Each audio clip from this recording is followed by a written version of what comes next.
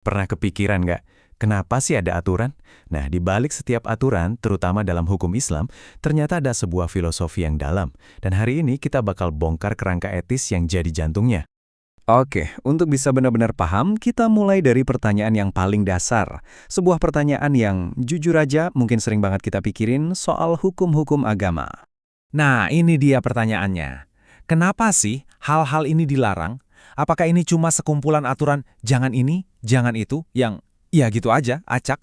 Atau jangan-jangan ada sebuah sistem cerdas di baliknya? Ternyata jawabannya itu bukan sekedar daftar larangan.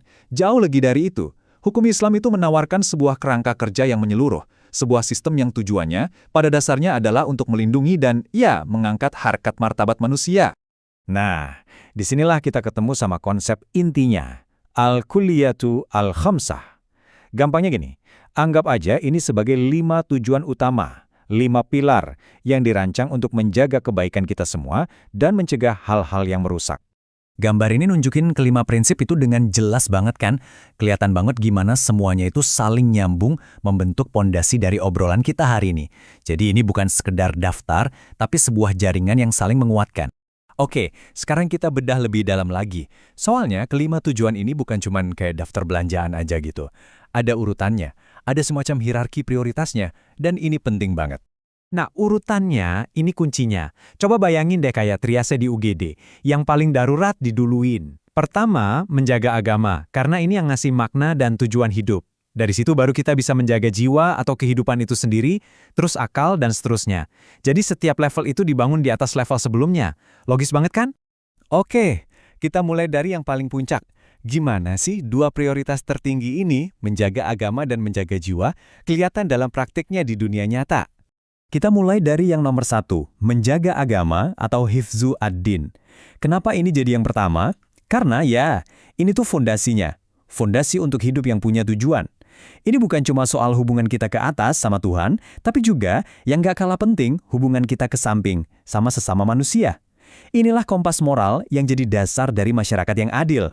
Nah, dari fondasi agama tadi, kita turun ke prioritas berikutnya, menjaga jiwa atau hifdzu an-nafs. Dan, jujur aja, Anda mungkin bakal kaget ngelihat betapa relevannya prinsip kuno ini sama tantangan kita di zaman sekarang. Coba kita lihat kisah dari Khalifah Umar bin Khattab. Waktu itu ada wabah mematikan di Suriah, dan beliau dihadapkan pada keputusan yang super sulit. Ada yang bilang dia lari dari takdir Tuhan, tapi dia milih buat ngelindungin rakyatnya. Caranya?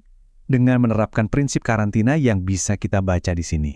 Ini contoh yang pas banget, gimana prinsip hukum yang udah ada dari ratusan tahun lalu ternyata punya kebijaksanaan yang luar biasa dalam buat ngadepin masalah kesehatan publik modern. Coba deh kita ingat-ingat pas pandemi kemarin. Logikanya mirip banget kan? Dan yang kerennya lagi, perlindungan jiwa ini tuh berlaku buat semua orang, universal. Kisah Khalifah Ali ini, wah kuat banget pesannya. Beliau sampai bilang kalau darah seorang non-muslim yang dilindungi itu sama sucinya kayak darahnya sendiri. Jadi ini bukan cuma soal ngelindungin kelompok kita, tapi soal ngejaga nilai kemanusiaan itu sendiri. Oke, dari agama dan jiwa, sekarang kita lanjut ke 3 pilar berikutnya. 3 pilar yang jadi fondasi masyarakat yang stabil dan sehat, yaitu akal, keluarga, dan harta.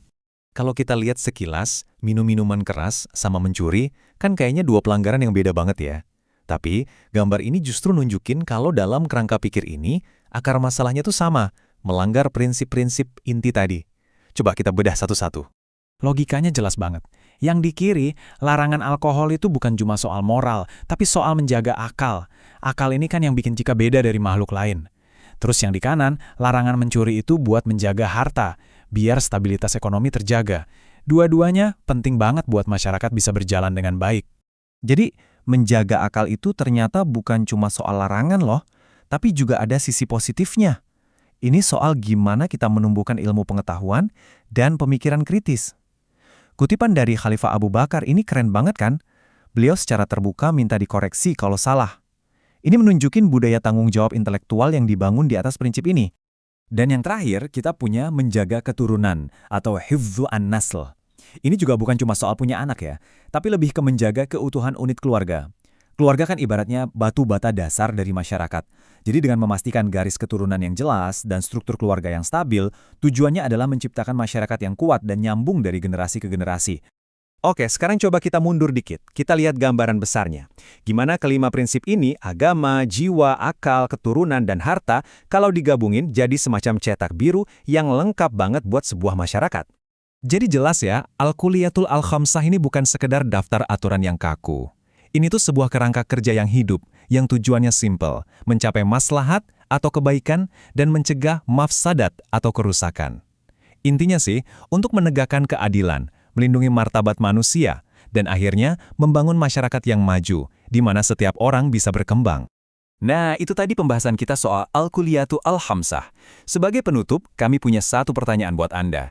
Coba deh kalau kita kesampingkan dulu hukum yang tertulis, kira-kira apa sih prinsip-prinsip inti yang nggak tertulis yang menurut Anda benar-benar ngejaga masyarakat Anda saat ini? Coba direnungkan.